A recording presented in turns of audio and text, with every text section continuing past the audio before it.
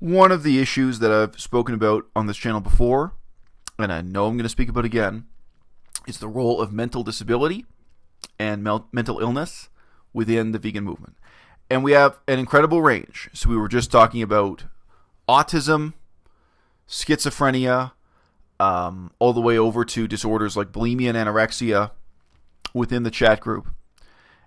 And we had someone a few days ago here in the Digital Vegan Demimon, we had someone stab himself on camera, an attempted suicide while live streaming on the internet. And this particular guy who stabbed himself, people in the recent past, before that happened, asked me to endorse and support his channel. I get those kind of requests a lot. People say, oh, here's somebody, they're a new vegan, they mean well, blah, blah, blah. He's a nice guy, you should support his channel. And you got to make a judgment call, if you're in my position, not just on their intentions, not just on their moral principles, on their commitment to veganism, or their, how they interface politically with the movement or something, what direction they're moving in. You got to make a judgment based on their sanity, based on their reliability. And there is certainly a school of thought dominant in the world today that I've just been hearing from my chat group, that we should regard all mental illness as equivalent to physical illness, and that we should in no way stigmatize or judge people for serious mental disabilities and, what I guess we call emotional disabilities, for serious mental disorders. Again, from bulimia to schizophrenia, from, autism to, I don't know, let's throw in dyslexia. I mean, there's this huge range of things that fall into this category. That's a dream I'm not willing to dream with you folks. You know why? Because we're talking about politics. We're talking about veganism as a political movement. And there are some people who can't play this game. If my own brother had one of these serious mental disabilities, had a serious psychological disorder, such as schizophrenia, etc., would I recommend that he get involved with party politics? No. Would I recommend that he get involved with lobbying City Hall? No. Doesn't matter. Most people with schizophrenia, they're on and off medication.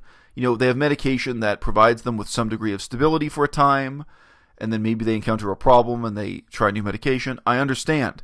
These are illnesses that in the modern Western world, in the decadent Western world, people have access to a variety of forms of therapy and treatment. They may or may not be able to hold down a job. They may not be able to, use their time productively. But of course, they're unreliable because they have that underlying, overriding mental and psychological condition.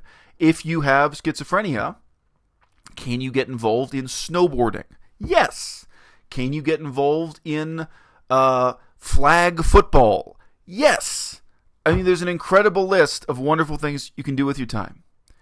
Can you get involved with party politics? No, not really. Your involvement is incredibly limited. Can you get involved with radical politics? No, absolutely not. Can you get involved with fringe politics? Can you get involved with animal rights and ecology? No. It's not a game you should play. And it's not just a case of it being bad for the movement. I think it's bad for you. It's bad for the person themselves who has this condition. And we just talked about that in a very long video, very long sympathetic video where I was giving advice to someone who really suffers with bulimia. So, bulimia has different levels of severity, but this is someone who's been in and out of, medical treatment for bulimia, asking me about whether or not she should get involved here with YouTube, with the Digital Vegan Demimon. And it's a long video, it's a long open-ended discussion, but the final conclusion is no. I think this is not for you. And there's a whole range of reasons for that, including the really negative impacts this could have on her life. Right? Now, there's another side to this story that some of us have lived through and still remember in just the last 2 years. Some people, such as Durian Rider, have come on the internet and not only encouraged these people to join the movement, shall we say, to get involved with veganism, but they've promised them that veganism will give them the magical superpower to quit their meds. Okay? So Durian Rider has a coherent philosophy partly based on his own claims, his claims that he cured his own psychological problems, that he cured his own physical, medical problems, that if you follow his advice on diet, exercise, and sleep, you can heal yourself. You can recover from even severe mental disorders like schizophrenia, and including schizophrenia. And I've pointed out in the past, Durian Ryder himself has directly said that he was diagnosed as a schizophrenic. He's also said he was diagnosed as having anorexia. Okay, so that's not an allegation on my part. Those are things he said about himself. And we all got to see one young man who uses the YouTube name Pausimian. We all got to see how he, for many months, was posting videos in support of Durian Ryder's philosophy.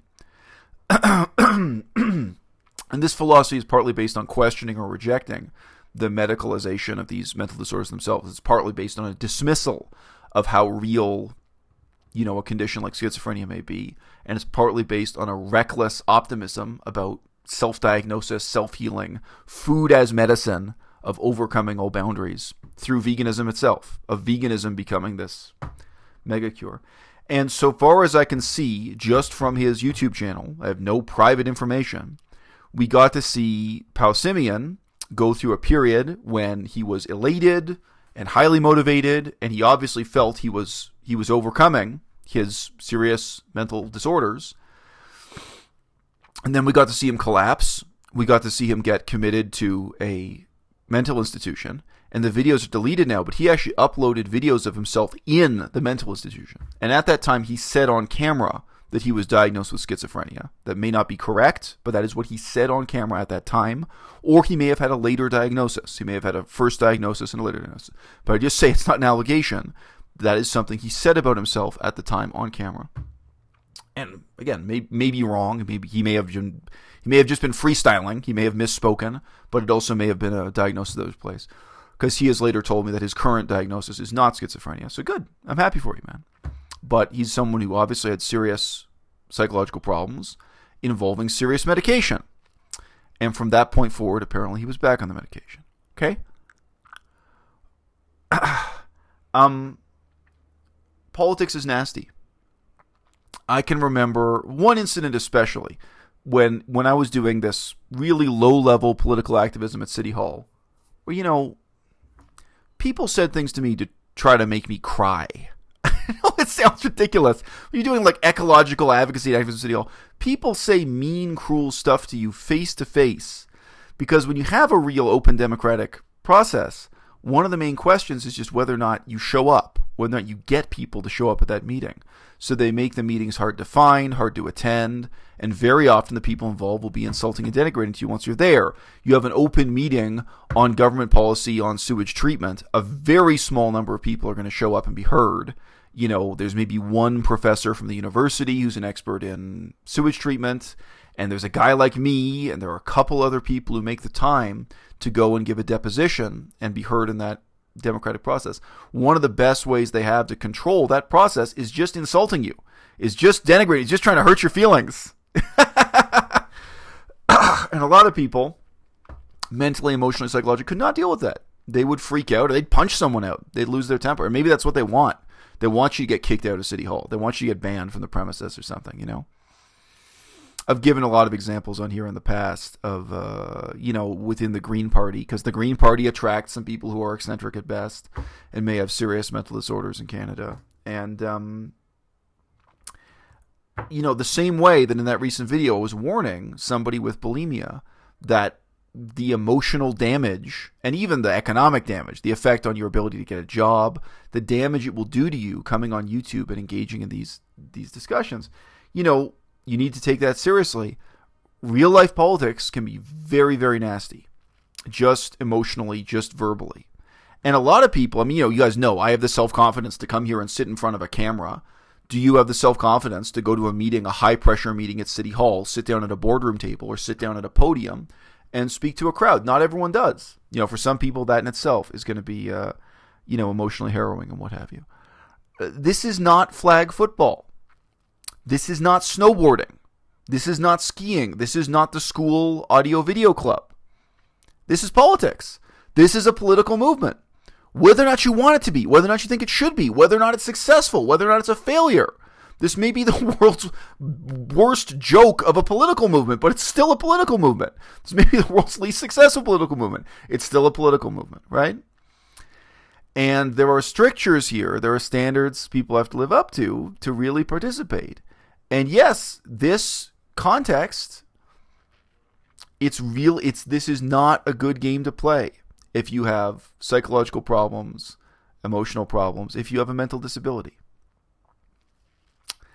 And I've said this many times before, people seem to think that stupidity is something inert and unmoving and harmless, like a rock or like an ugly statue in your office you don't particularly like. There's a decorative statue in the corner, or there's a decorative statue on your desk you don't really like, but you can ignore it.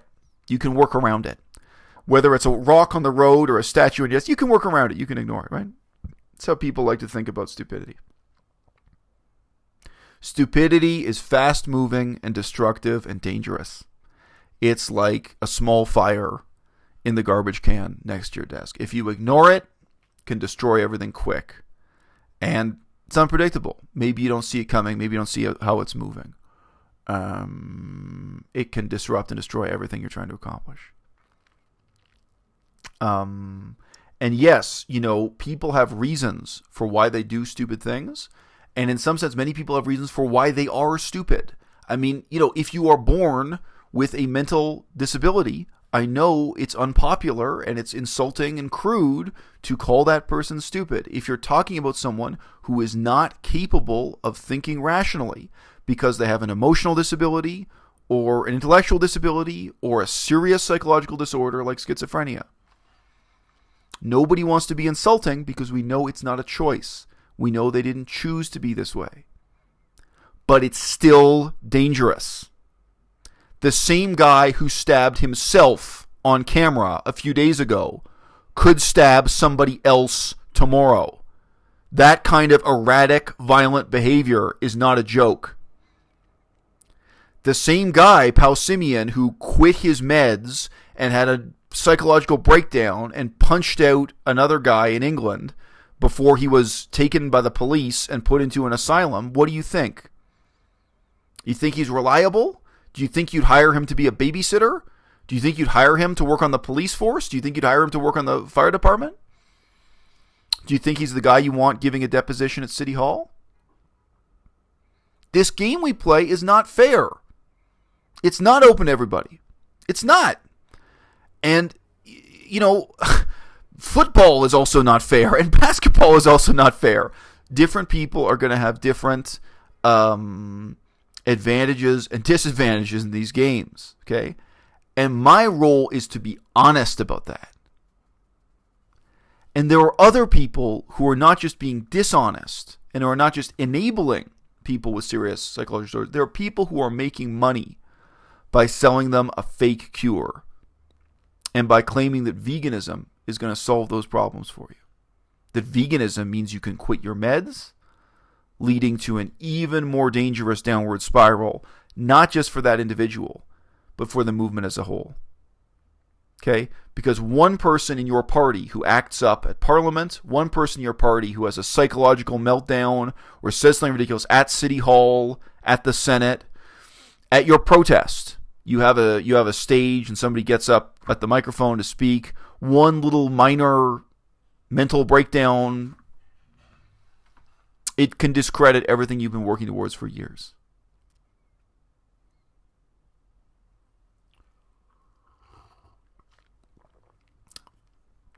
I was taught, just like everyone else, as a child, to dream the dream that we're all equal.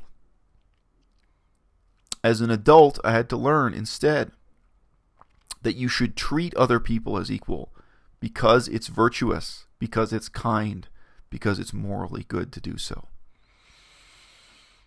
But we're not equal. And we have to have the capacity in our organizations to recognize and hopefully politely, hopefully without breaking anyone's heart, deal with those inequalities in a way that's constructive and cooperative, and that neither proceeds from the delusion that nobody has these problems, and it also doesn't proceed from the delusion that veganism is going to solve all these problems.